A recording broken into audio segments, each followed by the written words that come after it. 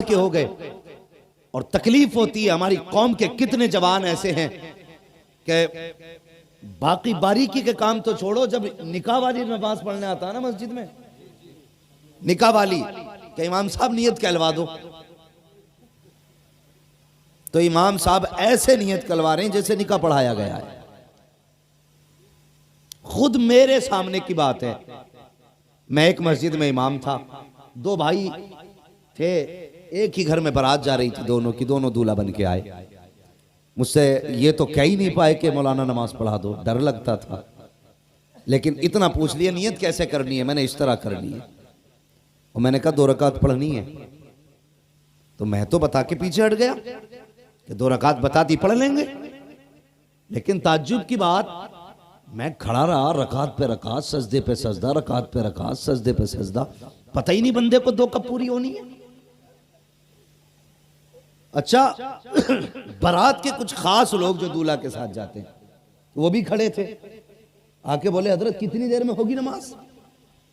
तो मैंने कहा भाई मुझे खुद नहीं पता ये कब निपटेगा। ये हालात हमारे जवानों के, कहने लगा पता ही नहीं कब निपटेगा। तो एक कहने लगा भाई सलाम फेर ले, तो सजदे में से कह रहा ना आपके ही फेर लूंगा। ये वो नहीं लतीफा जो मैंने सुना हो, ये आंखों देखी बात है।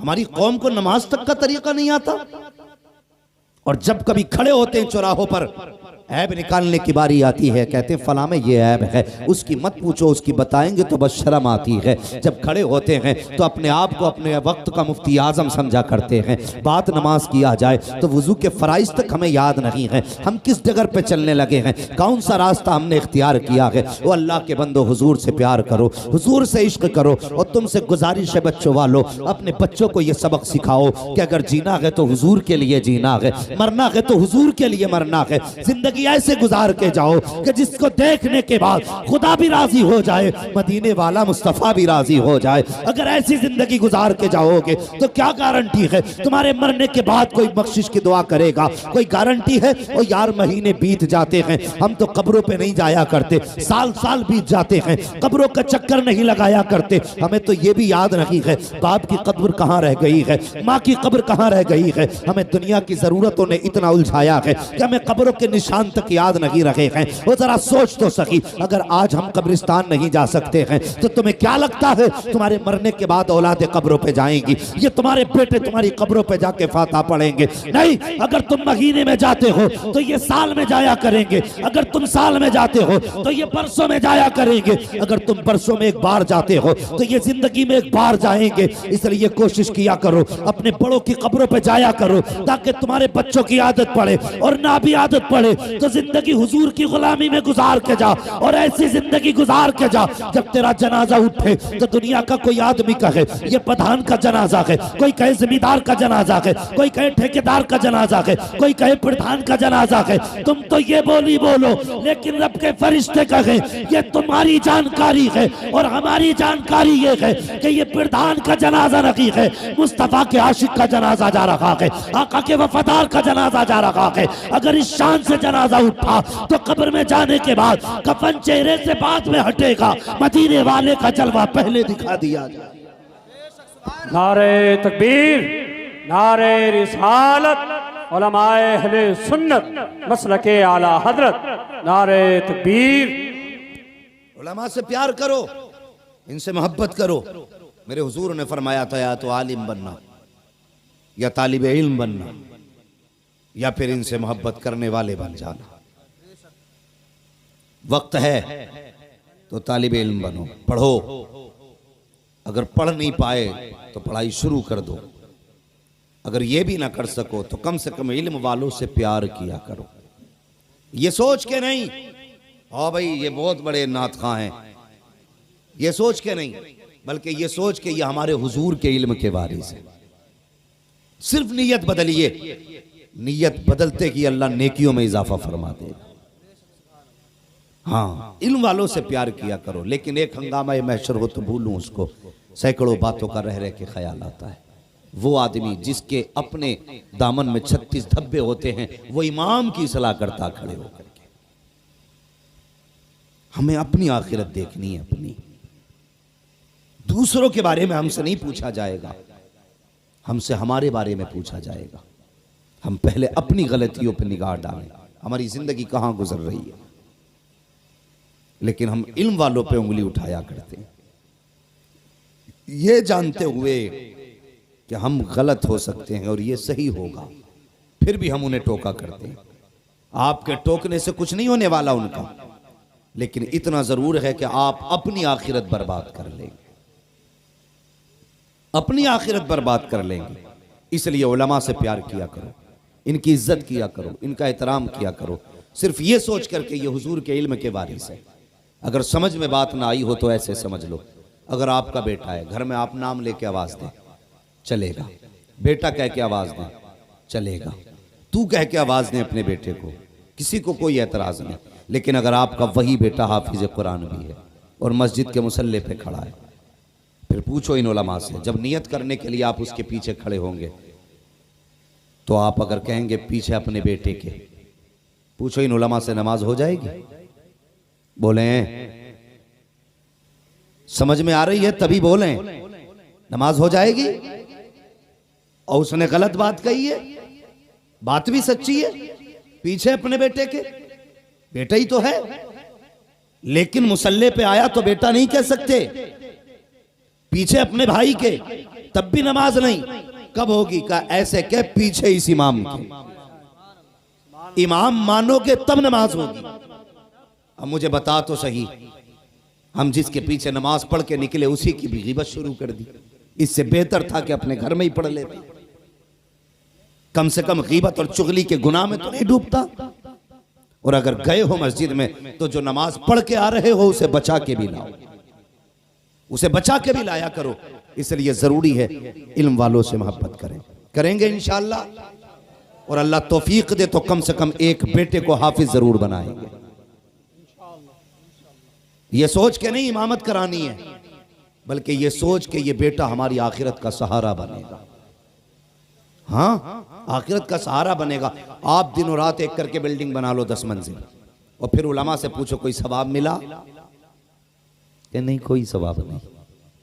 अपने लिए बनाई तो कोई सवाब नहीं मिला, पूरी जिंदगी बिल्डिंग बनाते रहे, कोई सवाब नहीं मिला। 3 साल मेहनत मजदूरी करके एक बेटा हाफिज कुरान बना दो, एक बेटा, फिर इनसे पूछो कुछ मिला? ये कहेंगे बख्शिश की जमानत में मिल गई, आखिरत का ताज भी मिल गया। ये 3 साल की मेहनत रंग लाई है। और सिर्फ यही तक नहीं, अल्लाह की कसम, जिनके बेटे हाफिज नहीं होते, जब वो मरते हैं ना तो बड़ी बेबसी की मौत मरा करते हैं। उन्हें फिक्र होती है यार होगा क्या मर के, मरते मरते फिक्र होती है होगा क्या मर के, कैसे बख्शे जाएंगे। लेकिन पीछे हाफिज कुरान बाप छोड़ के जा रहा है, तो अगर कितनी भी थकन के बाद दुनिया से गया है, कितनी मुसीबतों के बाद दुनिया से गया है, जब सांसें अटकती है ना तो बेटे का चेहरा देख के मुस्कुराना शुरू कर देता है। ये सोच के मुस्कुराता है, कोई कब्र पे आए ना आए, मेरा हाफिज कब्र पे जरूर आएगा। कोई दुआ ना करे ना करे, मेरा बेटा जरूर दुआ करेगा। कोई मुझे याद करे ना करे, लेकिन जब जब ये कुरान की तिलावत करेगा तब तब इसको मेरी मेहनतें याद आएंगी। तब उस वक्त बाप मरता है तो बेबसी की मौत नहीं मरा करता, बल्कि खुशी के साथ दुनिया से जाया करता है, और फख्र से बेटे को सीना चौड़ा करके देखता है, और मरते मरते मुस्कुराया करता है। उसे पता है अगर मेरा बेटा हाफिज ना होता तो खुदा जाने को यासीन पढ़ता कि ना पढ़ता, रहमान पढ़ता कि ना पढ़ता, मेरी नमाज जनाजा कौन पढ़ाने आता, मेरी कब्र पे हाथ उठाने कौन आता। लेकिन जानता है अपने पीछे हाफिज छोड़ के जा रहा हूं, अब मुझे फिक्र नहीं है, जब जनाजे की बारी आएगी तब भी बेटा मुसल्ले पे खड़ा होगा, जब अजान की बारी आएगी तब भी बेटा कब्र पे खड़ा होगा, जब कुरान की बारी आएगी तब भी बेटा कब्र पे बैठा होगा। और खुदा की कसम खा के कहता हूँ लोगों, जिनके बेटे हाफिज कुरान है, जब दुनिया से जाते हैं वो बेटे कब्र पे बैठ के बाप के लिए कुरान पढ़ा करते हैं। रब की मशीयत आवाज देती है, ए फरिश्तों कब्र के सवालों में आसानी पैदा कर दो। देखो इसका बेटा कब्र पे बैठ करके मुझे रहमान कह रहा है, मुझे रहीम कह रहा है, मुझे करीम कह रहा है, मुझे बख्शने वाला कह रहा है। इसका बेटा मुझे रहमान कहे, मैं इसे अजाब दूं, ये मेरी रहमत को गवारा हो नहीं सकता। नारे तकबीर, नारे रिसालत, उलमाए अहले सुन्नत मसलके आला हजरत हजरत अल्लामा मुफ्ती हम्माद साहब किबला नारे तकबीर नारे रिसालत। इसलिए जरूरी है एक बेटा हाफिज कुरान जरूर बनाएंगे। बोलो इंशाअल्लाह। अभी सब लोग नहीं बोल रहे, लग रहा है डंडी मार रहे हैं बैठ करके। बोलो इंशाअल्लाह। और कुरान के बगैर कुछ भी नहीं। ये भी सुन लो, तुमने 1000 मैगजीनें पढ़ी, लाखों नाविलें पढ़ी, रातों दिन के अखबार तुमने पढ़े, तुमने दुनिया को तो जाना, अगर कुरान तुमने नहीं सीखा तो कुछ नहीं सीखा। उससे भी बड़ा कोई कम नसीब होगा जो दुनिया में 60 साल की जिंदगी तो गुजार के गया लेकिन कुरान न सीख सका। सोचने वाली बात है। कुरान वो किताब है तन्हा जिसको देखो तब भी सवाब है, जिसको छुओ तब भी सवाब है, जिसको चूमो तब भी सवाब है, जिसको पढ़ो तब भी सवाब है, सर पे रखो तब भी सवाब। इतनी बरकत वाली किताब हमने नहीं पढ़ी तो कोशिश करें बेटों को पढ़ाएं। एक तरीके से और समझा दूं, बेटे का पढ़ा लिखा होना क्यों जरूरी है। अरबाब मिंबर की दुआएं चाहिए। बेटे का पढ़ा लिखा होना जरूरी क्यों है। आज पैसे वालों को यह नाज है कि अगर हम मर गए तो जिस पीर को चाहेगा हमारा बेटा बुला लेगा पैसे देके। बड़े से बड़े पीर को बुला के नमाज जनाजा पढ़वा देगा बेटा हमारा, बड़ा पैसे वाला है। लेकिन जरा एक बात बताइए, फर्ज कर लो आपने हमें बुला लिया नमाज जनाजा पढ़ाने के लिए और हम मुसल्ले पे खड़े हुए। अगर आप हमें जानते हैं, हम आपको जानते हैं, तो हमारे जहन में इतना ख्याल होगा कि भाई बड़ा अच्छा आदमी था, हमसे मोहब्बत करता था। यही तो आएगा जहन में, यही तो आएगा जहन में कि बड़ा अच्छा आदमी था। हमें जितनी दुआएं दुरूद आती थी हमने सारी पढ़ी, नमाज जनाजा पढ़ाई चल दी। लेकिन अब सोचे, मैं कुछ भी हूं, पूरा हिंदुस्तान मुझसे प्यार करता है, अल्लाह उसे उनके प्यार की जज़ा दे। मगर सुने, मैं कुछ भी सही, बताइए क्या आपके लिए मेरे सीने में वही दर्द होगा जो आपका दर्द आपके बेटे के सीने में होगा? हो सकता है मैं कितना भी आपके लिए रो लूं, लेकिन जो गम बाप की जुदाई का बेटे को हो सकता है ना, वो मुझे नहीं हो सकता। या बेटे का गम जो बाप को होगा वो किसी पीर को हो सकता है, किसी मौलवी को नहीं हो सकता ना। तो फिर बेटे को हाफिज बनाओ। इसलिए कि मैं आया, मैंने पढ़ा जरूर, दिल से पढ़ा, लेकिन जिस दर्द से बेटा मुसल्ले पे खड़े होके पढ़ेगा उस दर्द से मैं ना पढ़ सका।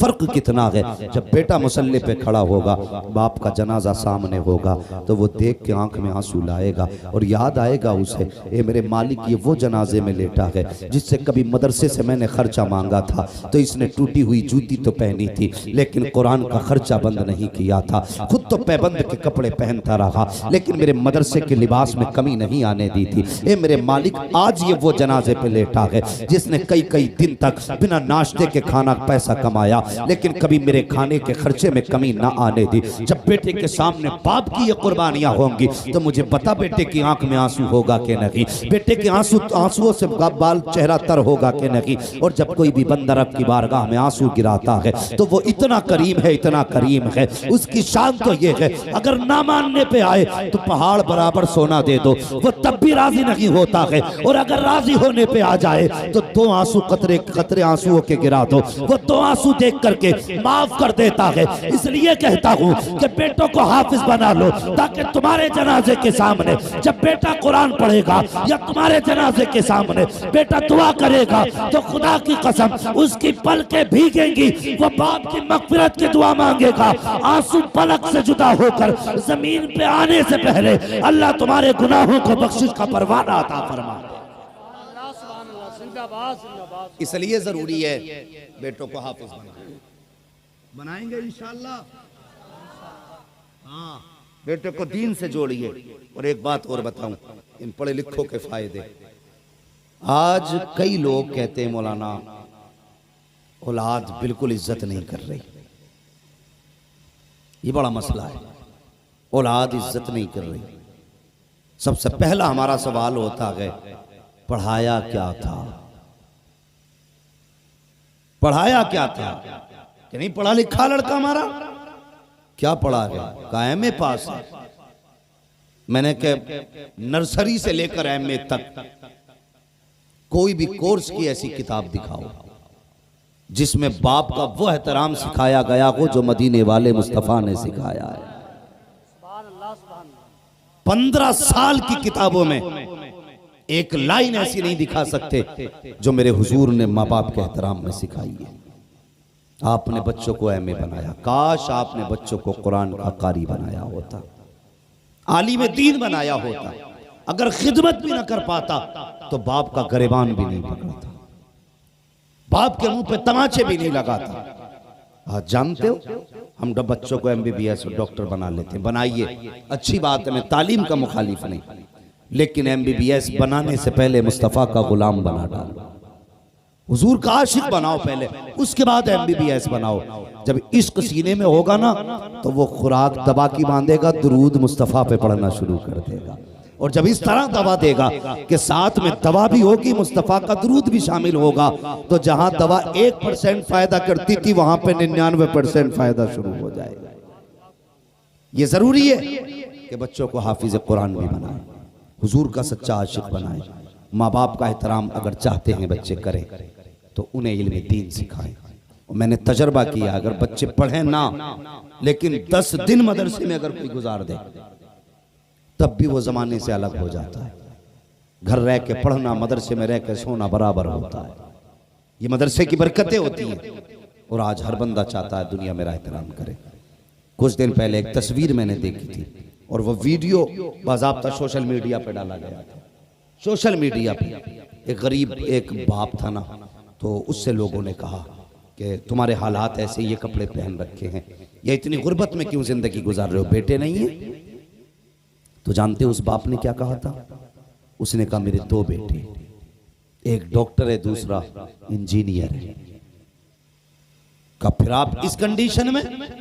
तो उस बाप ने कहा मैंने सारी कमाई बच्चों की तालीम पे लगा दी, सारी कमाई बच्चों की तालीम पे लगा दी, लेकिन जब वो पढ़ लिख के बड़े हुए और बाहर चले गए तो फिर हमें भूल गए। अब हम उन्हें याद भी नहीं आते, अब हमसे उन्हें वास्ता भी नहीं है। अब उनकी दुनिया चमकीली दुनिया है, उनका मुस्तकबिल रोशन मुस्तकबिल है। अब इस बूढ़े बाप का क्या करेंगे वो? नौजवानों, खुदा के वास्ते बाप की इज्जत करना, बाप का एहतराम करना। मैं क्यों कहता हूं कि हुजूर के आशिक हो जाओ? इसलिए कि हुजूर का इश्क किसी का गुस्ताख नहीं बनाता है।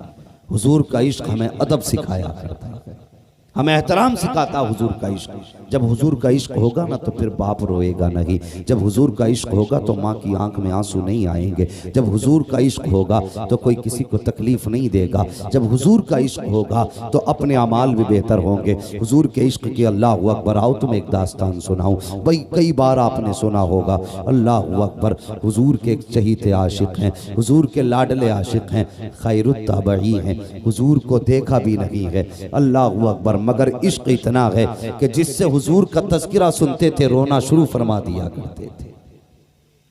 हुजूर के ऐसे ऐसे आशिक हुए हैं। अल्लाह अकबर। मेरे हुजूर ने फरमाया था मेरे सहाबा तुम्हारे लिए एक खुशखबरी है और बाद वालों के लिए 3 खुशखबरियां। तुम्हारे लिए एक बार मुबारकबादी, लेकिन बाद वालों के लिए 3 मरतबा मुबारकबादी। किस बात पर हुजूर? कहा कि तुम्हें मुबारकबादी इस बात पर है कि तुम मेरे सहाबा हो, तुमने मुझे देख के कलमा पढ़ा, इसलिए एक मुबारकबादी। और बाद वालों को 3 मुबारकबादी। सहाबा कहने लगे या रसूल अल्लाह, जमाना आपका, हम आपके जमाने में हैं, हम आपके ज्यादा करीब हैं, तो ज्यादा मुबारकबाद के मुस्तहिक तो हम हुए ना, फिर बाद वाले क्यों? तो हुजूर ने फरमाया था बाद वाले मुबारकबाद के लायक इसलिए हैं कि तुमने देख के कलमा पढ़ा है, वो मुझे देखे बगैर कलमा पढ़ गए। तुम में से किसी ने चांद के टुकड़े होते देखे तब कलमा पढ़ा, तुम में से किसी ने सूरज को पलटते हुए देखा तब कलमा पढ़ा, और वो तो मेरा नूर देखा भी नहीं उन्होंने। कोई मौजज़ा नहीं देखा होगा, लेकिन कोई आशिक कहेगा हुजूर का इश्क ऐसा था, हुजूर का जलवा ऐसा था कि उसकी कोई मिसाल नहीं थी, तो वो भी साथ में कहने लगेंगे लमियाती नज़ीर कफ़ी नजरिन मिसले तो नशुद पैदा जाना, जग राज को ताज तोरे सरसो है तुझको शहीदों सरा जाना। जब कोई हुजूर के जलवों की बात कहेगा तो वो बगैर देखे कहेंगे सरवर कहूँ के मालिको, मौला कहूँ तुझे, बागे खलील का गुले ज़ेबा कहूँ तुझे, तेरे तो वस्फ ऐबे तनाकी से है बरी, है राखू मेरे शाह, मैं क्या क्या कहूँ तुझे। आका फरमाते हैं तुम देख के कलमा पढ़ते हो, उन्हें मुबारकबाद इसलिए कि वो देख के नहीं बल्कि जो सुनेंगे उसी पे ईमान रखना शुरू कर डाल। ये हमारा इश्क है। लेकिन ये याद रहे कोई भी ताबई सहाबी के बराबर नहीं हो सकता। ख्याल रखे यहां पे मैंने अफजलियत साबित नहीं की है। कोई ये ना कह दे कि वो मौलवी आम उम्मती को सहाबा से अफजल बता के गया, अफजल नहीं बताया है। हुजूर की जानिब से जो मुबारकबादी दी गई है वो बात बताई है। इसलिए हम इस दौर में जी रहे हैं तो हुजूर से इश्क करें, हुजूर से प्यार करें, और हुजूर का इश्क ही हमारे लिए जरिए निजात है। माँ बाप का एहतराम करें, कद्र करें माँ बाप की। अगर इश्क होगा हुजूर का ना तो फिर कोई बच्चा माँ के मुंह पे तमाचा नहीं मारेगा। अभी कुछ खबरें ऐसी मिली हैं कि बेटों ने माँ बाप को मारा है। ये हालात हो गए हमारे। हम अपने बाप पे हाथ उठा रहे हैं, अपनी माँ पे हाथ उठा रहे हैं। हाथ उठाना तो बहुत बड़ी बात है, उनके आगे नजरें उठाने तक की इजाजत नहीं है। नजरें उठाने तक की इजाजत नहीं। घूमा फिर रहा है, दुकान में बरकत नहीं हो रही, मौलाना कोई तावीज दे दो, कोई डोरी दे दो। ओ भाई तावीज डोरी बाद में ले, जरा दिल पे हाथ रख के बता घर से आया था तो माँ को सलाम करके आया था। अगर अभी मैं इस प्रोग्राम में हाथ उठवा लूं उन लोगों से कि जो माँ से मोहब्बत करते तो यकीनन एक एक करके सब उठा दे। और अगर ये पूछ लूं कि कितने लोग माँ से इजाजत लेके आए हैं तो शायद गिनती के कुछ हाथ उठ पाए, शायद कह रहा हूं वो भी, वरना वो भी नहीं उठेंगे। हुजूर से इश्क करते हो तो एहतराम वैसे करो ना मेरे हुजूर ने जैसे सिखाया, जैसा प्यार मेरे हुजूर ने सिखाया वैसा प्यार करो। अल्लाह अकबर। वो लोगों माँ बाप होते हैं, नौजवानों माँ बाप होते हैं। ये कितनी बड़ी दौलत है, कभी ये चले जाएं तब पता चलेगा कि हमने क्या खो दिया है। उनसे पूछो जिनके सर पे बाप का साया नहीं है, उनकी जिंदगी कैसी गुजरा करती है। मेरे बच्चों कभी भी माँ बाप को तंग ना किया करो, अपनी ख्वाहिशात के लिए माँ बाप को जलील ना किया करो, उनके आगे अकड़ के खड़े ना हुआ करो। अगर कामयाबी चाहते हो उनके फरमान पे गर्दन झुका दिया करो, जिसमें बाप राजी उसमें तुम राजी हो जाया करो। फिर देखो खुदा की कसम अल्लाह जिंदगी में कितनी बहारें देता है। दुकान खोलोगे माँ की दुआएं शामिल होंगी, घर से चलोगे माँ की दुआएं शामिल होंगी, बिजनेस करोगे माँ की दुआएं शामिल होंगी, कोई भी कारोबार करोगे बाप की दुआएं शामिल होंगी। जब ये दुआएं तुम्हारे साथ में हर हाल में रहेगी तो हिम्मत नहीं मुसीबतें तुम्हारे पास आ जाएं, आफतें तुम्हारा दरवाजा देख लें। मैंने सुना है और पढ़ा भी है, जब माँ दुआ के लिए बैठती है तो उसकी अकेली की दुआ अगर उसके मुकाबले में 70 वली बैठ करके एक बंदे के लिए बद्दुआ करने बैठ जाए और एक माँ दुआ करने बैठ जाए तो 70 वलियों की दुआ कुछ बिगाड़ नहीं सकती है। एक माँ की दुआ कश्ती को भंवर से निकाल के किनारे लगा दे।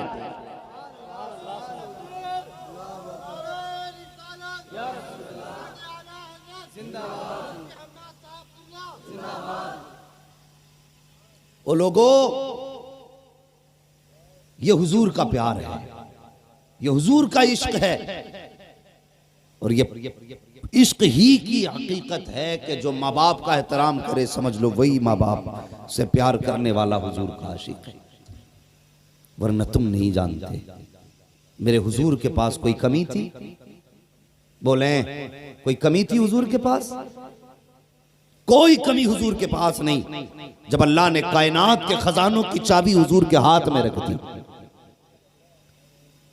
हुजूर के हाथ में रख दी, महबूब जो चाहे जिसे चाहे दे, इशारा तेरा होगा खजाना मेरा होगा। इतनी पावर दे के सब कुछ दिया तो फिर कोई कमी? बोले कोई कमी? कोई कमी नहीं, तकलीफ नहीं होगी। जिस हुजूर को दुनिया मान गई, जिस पैगंबर को दुनिया मान गई, उन्हीं की उम्मत अभी इस चीज में लगी है, वो क्या दे सकते हैं क्या नहीं दे सकते। हम ये लड़ने रह गए थे, हुजूर की अता पे झगड़ा करना उम्मत का काम था। हम हुजूर के आशिक थे तो हमें तो आंखें बंद करके मान लेना चाहिए था। जब कुरान कहता माता कुमुर रसूल फखुजू, वो लोगों मेरा रसूल जो तुम्हें दे वो ले लो, ये इतना आम हुक्म क्यों दिया गया? इसलिए कि खजानों की चाबी हुजूर के हाथ में। तो अभी हम इसी पे रह गए कि हुजूर ये नहीं दे सकते, हुजूर वो नहीं दे सकते। वो बता, जिसने ला के खुदा का दीन दे दिया हो वो क्या नहीं दे सकता? और अंदाजा लगाइए, कम बेश 1,24,000 अंबिया आए, लेकिन सिर्फ दावे थे कि खुदा है, दलील नहीं थी उनके पास। यानी गवाह, चश्मदीद गवाह कोई नहीं था उनमें। दावे के साथ दलीलें थी, लेकिन मैं जो कहना चाहता हूं कि चश्मदीद गवाह कोई नहीं था। लेकिन जब हुजूर को भेजा गया ना, तो सिर्फ दावा दे करके नहीं, बल्कि दावे के साथ चश्मदीद बना करके भेजा गया। सबने कहा हमने नहीं देखा खुदा को, लेकिन हुजूर ने कहा मैंने देखा। और फिर भी दुनिया ये कहे कि हुजूर को ये खबर नहीं वो खबर नहीं। और मुझे बता, आला हजरत ने क्या बुरा कह दिया? आला हजरत ने यही बात तो कही है, और कोई गैब क्या तुमसे निहा हो भला, जब ना खुदा ही छुपा तुम पे करोड़ों दुरूद। और जिस जात से खुदा ना छुपा उससे और क्या छुप सकता है? तो आज फिर उनके नेज़े लगते रहे, तीर लगते रहे, वो मुस्कुराते रहे। पूछा गया इतने जख्मों पे भी मुस्कुरा रहे को? तो उन्होंने कहा था जब सामने जाने जाना हो तो दर्द का एहसास ही नहीं होता। ये इश्क था उनका, और वो जानते थे, वो जानते थे कि हम हुजूर को आवाज देंगे तो हुजूर सुनेंगे, हुजूर को आवाज देंगे तो हुजूर हमारी सदा को सुनेंगे। वो इस बात को जानते थे। आज हम इस बात में झगड़ा कर रहे हैं। खुदा के वास्ते अब ये झगड़े खत्म करो, हुजूर को जैसा मानने का हक है वैसे मानना, वरना झगड़ा हमारा भी किसी से नहीं है। किसी ने जमीन हमारी नहीं हड़पी है, किसी ने जायदाद पे कब्जा नहीं किया है। तकलीफ इस बात की है उम्मत आज तक इसी में लड़ती रह गई। हुजूर को क्या खबर है क्या नहीं? अगर खबर ना होती तो हजारों बरस पहले कयामत की निशानियां बता देते। अगर खबर ना होती तो कयामत कब आएगी ये हुजूर बता देते। वो भी तो कह देते कि इसका इल्म सिर्फ अल्लाह को है, मैं नहीं जानता। लेकिन जो निशानियां बता रहा है वो कयामत कब आएगी ये भी बता रहा है। इसलिए खुदा रहा, हुजूर की जात पे झगड़ा ना करो, हुजूर की जात पे झगड़ा ना करो। हुजूर की जात झगड़े के लिए नहीं, हुजूर की जात इत्तेहाद के लिए, हुजूर की जात इत्तेफाक के लिए है। और लोग कहते हैं यार सब कलमा पढ़ने वाले हो, फिर इत्तेफाक क्यों रही है? तो सीधी सी बात है, तुम भी हुजूर को ऐसा मानो जैसा अबू बकर ने माना है, जैसा हुजूर को उमर ने माना है, जैसा हुजूर को उस्मान गनी ने माना है, जैसा उस्मान को मौला अली ने माना है, वैसा मान लो, इख्तलाफ भी खत्म हो जाएगा। तुम भी ऐसा मानो जैसा हुजूर के सहाबा ने माना है, और इतना कह दो मैं मुजरिम हुआ का, मुझे साथ ले लो कि रास्ते में है जा बजा थाने। नारे तकबीर, नारे रिसालत, मसलके आला हजरत, मसलके आला हजरत, हजरत अल्लामा मुफ्ती हम्माद साहब किबला, हजरत अल्लामा मुफ्ती हम्माद साहब किबला। नारे तकबीर, नारे रिसालत। वो लोगों, हुजूर से इश्क करो, हुजूर से वफा करो। समझ रहे मेरी बात? आप मुझसे प्यार भी करें और मेरे अंदर खामियां तलाश करें तो लोग कहेंगे ये तेरा प्यार झूठा है। आप हुजूर से मोहब्बत करें और उनके अंदर कमियां तलाश करें तो फिर हम दावे में कितने सच्चे हैं अपने, हमें खुद गौर करना है। गाली देना मेरा काम नहीं, मेरा काम सीधी बात समझा देना है। हाँ, अगर कोई जन्नत में गया तो मेरे बाप का कुछ नहीं जाएगा, कोई दोज़ख में चला गया तो मेरा कुछ बिगड़ने वाला भी नहीं है। हाँ, सबको अपनी अपनी कब्र में लेटना है। हुजूर से प्यार करो, हुजूर से वफा करो, हुजूर से सच्चा इश्क करो। और हमने तो कोई कीमत ही नहीं लगाई हुजूर के इश्क की, लोगों ने कितनी बड़ी बड़ी कीमतें लगाई हैं। अल्लाह अकबर, कौन नहीं जानता है हुजूर के इश्क में हजरत बिलाल की आप जिंदगी देखें, कोई दुख नहीं उठाया हमने। आज हम कह देते हैं, आज सोचते हैं जर्दा खाना ही ये हुजूर का इश्क है, बिरयानी उधेड़ना ये हुजूर का इश्क है, 11वीं में जाके पलेटे तोड़ना लड़ना ये हुजूर का इश्क है। हमने इसको इश्क का मैयार बना दिया, डेगों पे लड़ गए, कई जगह सर फूट गए 11वीं में, कहा किसरिए का जर्दा ना मिला। ये हालात है हमारे, खुद ही पकाते हैं, खुद ही लड़ जाते हैं। ये इश्क नहीं, ये तबर्रुक है, इतना मिल जाए तब भी बरकत वाला, और इतना मिल जाए तब भी बरकत वाला।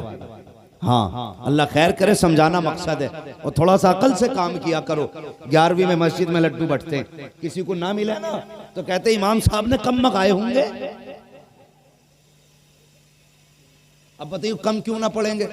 अमीर है तो 11 रुपए दे रहे हैं, गरीब है तो भी 11 ही दे रहे हैं, बीच का है तो भी 11 ही दे रहे हैं। बताओ ये 11 रुपए हैं क्या? हैसियत अगर कहो कि 11वीं की निस्बत से 11 रुपए हैं तो फिर 1100 भी तो 11वीं की निस्बत से होते हैं।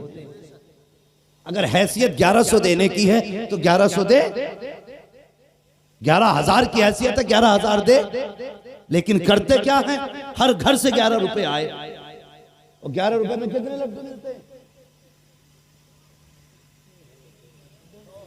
अल्लाह सलामत रखे। कुछ लोग जानते हैं कितने मिलते हैं, कितने? 2। मान लो अगर एक एक भी बटा तो हमने मस्जिद में दिए 11 रुपए, हमारे घर से गए 6 बच्चे लेने। बताइए अंदाजा है कोई? 11 रुपए के 2 लड्डू मिले, 6 लोग लेने पहुंच गए, तो जो हमने दिया था 2 लड्डू तो हमारे मिल गए, बाकी के 4 कहां से आएंगे? इमाम साहब अपना गल्ला बेचे, महीने की तनख्वाह दें, लड्डू पूरे करें। गलत कह रहा हूं मैं?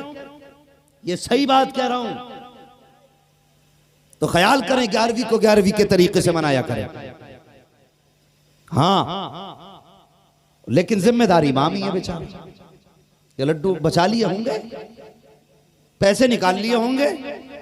कितने तो इतने अक्लमंद हैं, इतने अक्लमंद हैं, इधर मस्जिद में पैसे आने शुरू, वो कॉपी लेके बैठ जाते हैं। है तुम्हारे गांव में भी? अल्लाह सलामत रखे। तो क्यों है कॉपी? हमने लिखा इमाम साहब 10 रुपए जेब में न सरकार लें। अगर तुम्हें इतना एतमाद नहीं, जो मुसल्ले पे खड़ा है वो 10 रुपए चुराएगा, तुम्हारी नमाज हो जाएगी? एक चोर के पीछे नमाज हो सकती है? अगर नहीं हो सकती तो फिर नमाज छोड़ या फिर कॉपी छोड़। खुद भूल जाएगा 10 रुपए लिखना और कह देगा यार हिसाब में गड़बड़ी है। या एक के अगर इमाम ने 2 बार ऐलान कर दिया, उन्होंने डबल चढ़ा दिए, तो कहता 20 रुपए ज्यादा हो रहे थे, वो कहां है? तो ये खुराफात करने का काम रह गया हमारा। इस दिन के लिए बचे थे हम। अगर अब भी नहीं सुधरेंगे तो कब सुधरेंगे? इश्क करो, हुजूर से वफा करो, हुजूर से प्यार करो, और हर आलिम का एहतराम ये सोच के किया करो ये मेरे हुजूर के इल्म का वारिस जा रहा है, इस नियत से किया करो। और हुजूर से इश्क करो। इश्क क्या है कभी समझा ही नहीं। हमने तो जर्दा खा लिया तो हो गए मुसलमान, बिरयानी खा ली तो हो गए मुसलमान। और उनसे पूछो जिन्होंने कीमतें चुकाई हैं इश्क की। अल्लाह अकबर। हजरत बिलाल को कोई नहीं जानता है, बच्चा बच्चा हजरत बिलाल को जानता है। एक एक बच्चे से पूछो बिलाल कौन है, तो कहेगा हुजूर का आशिक है बिलाल। कौन है? हुजूर का दीवाना है बिलाल। इश्क कैसा बिलाल का। अल्लाह अकबर। जब कोड़े मारे जाते थे ना, अहद अहद की सदाएं निकला करती थी। आपको तकते दहकते हुए कोयलों पे लिटाया जाता।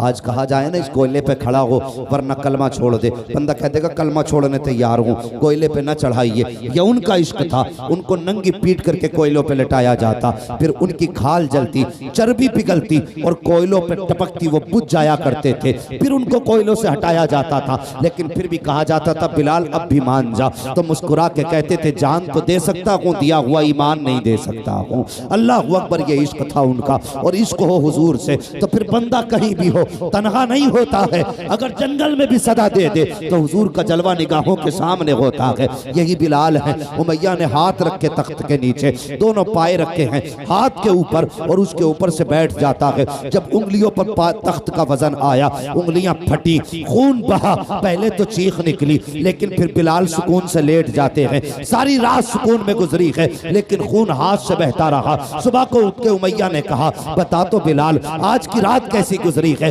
अब तो कुछ सुधार आया होगा। हजरत बिलाल ने मुस्कुरा के कहा, जितने सुकून की रात आज की गुजरी है, बिलाल की इससे बेहतर रात पहले नहीं गुजरी थी। का ताज्जुब होता है, सारी रात तेरे हाथ से खून बहता रहा, फिर भी तू कहता है सुकून की रात गुजरी है। का सुकून की रात कैसे गुजरी? तो बिलाल कहते हैं, जब तूने मेरे हाथ के ऊपर तख्त का पाया रखा था, दर्द से चीख निकली थी, मैंने महबूब को पुकारा था। कब पुकारने की देर थी, हुजूर का जलवा निगाहों के सामने आ गया था।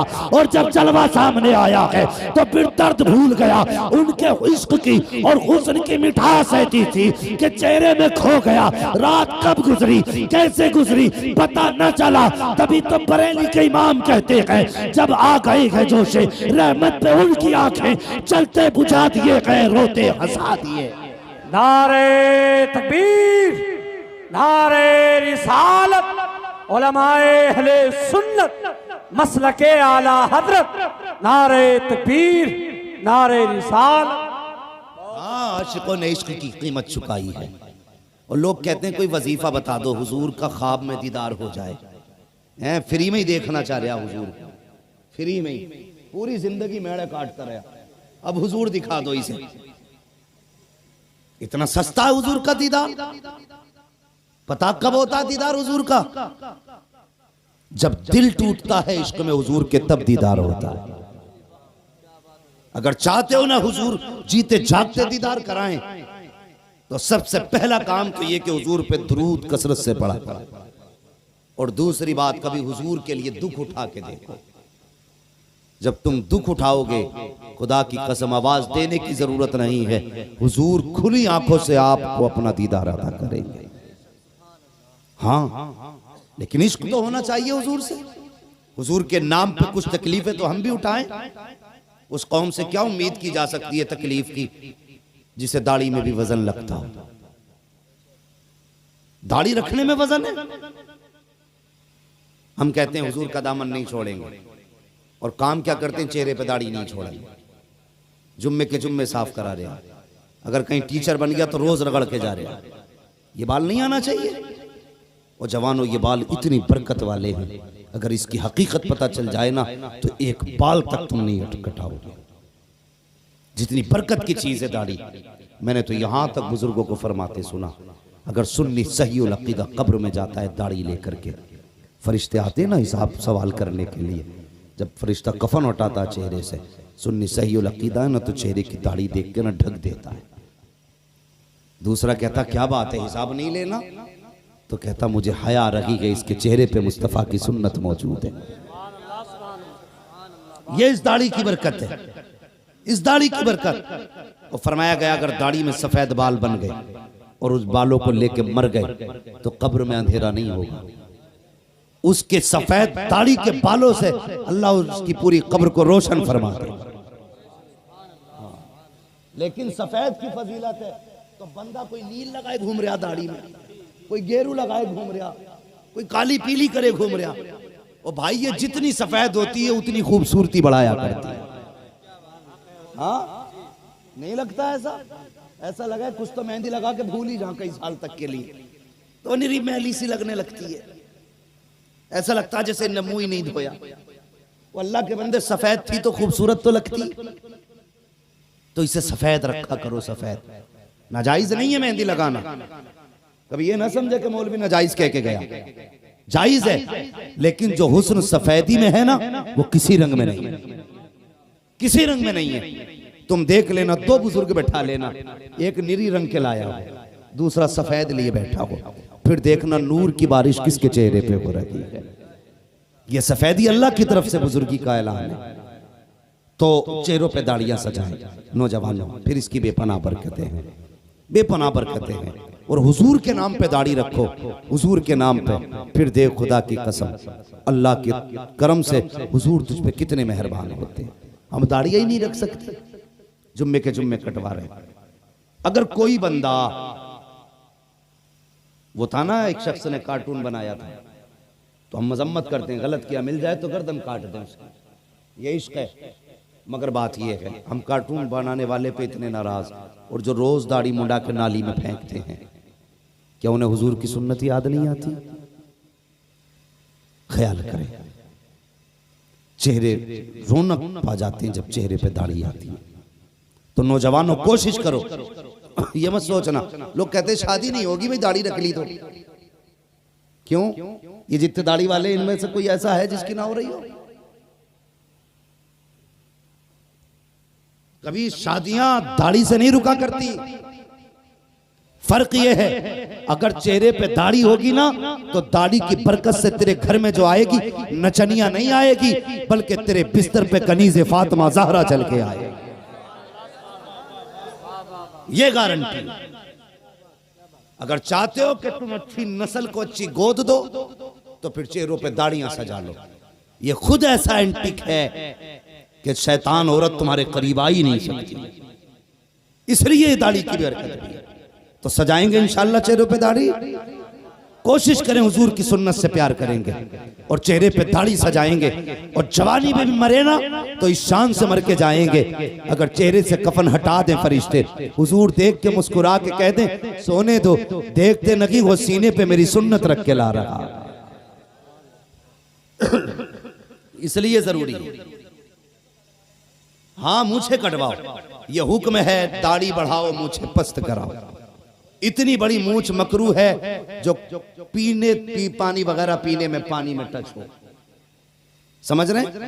और ऐसी भी ना कि जो बिल्कुल ही साफ करा दो यहां तक, मूछ के चक्कर में पता ना क्या बने पड़ रहा है।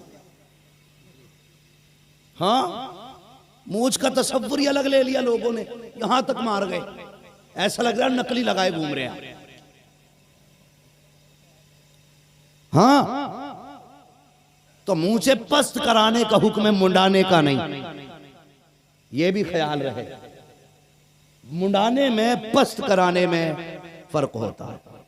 मुंडाना यह होता उस तरह से, पस्त कराना छोटी करो जितनी हो सके काट के। तो कोशिश करें हर बंदा चेहरे पे दाढ़ी सजाए। और मैं कई सर देख रहा हूं जिन पे टोपियां नहीं है। अल्लाह तौफीक दे तो 1800 की पैंट लेके आओ ना तो 18 रुपए की टोपी जरूर ले आना। अगले प्रोग्राम में कभी हाजिरी हो ना तुम्हारे गांव में, नसीब से तो अल्लाह करे सबके सर पे टोपियां होनी चाहिए। बोलो इंशाअल्लाह। ओ शर्मा मत जवान, शर्माने की बात होती तो मैं खड़ा करके कहता टोपी कहाँ है। कोई बात नहीं, भूल गए, लेकिन आइंदा जलसे में जाते वक्त टोपियों का ख्याल रखें और हर वक्त टोपियां ओढ़ा करें। ये शिकायत करते ना कि हमारी माँ बहनें दुपट्टा नहीं ओढ़ती, मैं अक्सर ये बात कहता हूँ, जब से जवान ने टोपियां छोड़ दी औरतों ने दुपट्टे छोड़ दिए। आप टोपी ओढ़ना शुरू कर दो, बेटियां दुपट्टे ओढ़ना शुरू कर देंगी। तो लाजिम करो टोपी को, हमारी पहचान है टोपी, हमारी शान है टोपी, और हम इसे ही नहीं ओढ़ते तो टोपी को लाजिम करो। मैं अर्ज कर रहा था लोगों ने इश्क की कीमतें चुकाई हैं। अल्लाह अकबर। तारीख में एक नाम आता हजरत जुनैरा का, हुजूर से इश्क किया। अल्लाह अकबर। हजरत जुनैरा ने जब इश्क किया ना हुजूर से, हजरत उमर उस वक्त तक ईमान नहीं लाए थे जब इन्होंने कलमा पढ़ा था। जब कलमा पढ़ा ना तो हजरत उमर को पता चल गया।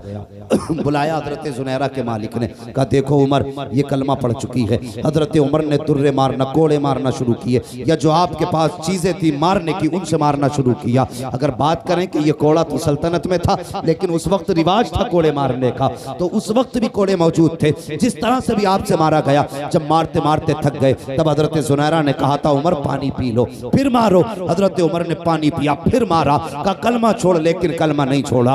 अल्लाह अकबर। वक्त गुजरता गया, हजरत जुनैरा ने कलमा नहीं छोड़ा। एक दिन आप गुजर के जा रही हैं गली से, सामने से अबू जहल आ रहा था। जैसे हजरत जुनैरा को आते देखा, हजरत जुनैरा को करना क्या क्या था कि अबू जहल आ रहा है, आहिस्ता हो जाना चाहिए था हुजूर का नाम जबान पर, लेकिन जब हुजूर के दुश्मन को आते देखा फिर आहिस्ता नाम नहीं लिया बल्कि जोर से हुजूर का नाम लेना शुरू कर दिया। अबू जहल को जलाल आ गया, करीब आया, कहा तुझे डर नहीं लगता? कहा किस बात का डर? कि तू मेरे सामने मेरे दुश्मन का नाम ले रखी है। कहा तू क्या करेगा? कहा जान ले सकता हूँ। तो उसने कहा था, हजरत जुनैरा बोली, ओ जालिम सिर्फ जान ले सकता है लेकिन दिया हुआ मुस्तफा का इश्क ईमान नहीं ले सकता है।